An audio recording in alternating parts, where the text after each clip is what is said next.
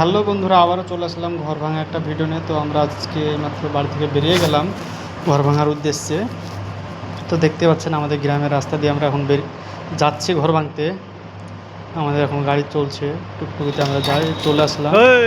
তো দেখতে পাচ্ছেন আমাদের এখন এই দেওয়াল ভাঙা হচ্ছে, মানে দেওয়ালের ইটগুলো সব বের করা নিয়ে হচ্ছে গোডাউনের।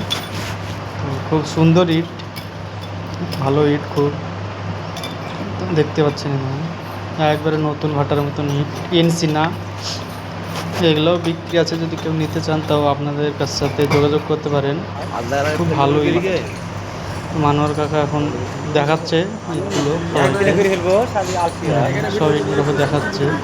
ওই দেখেন ওগুলো কালো মতন ইটগুলো পিচও বিক্রি আছে।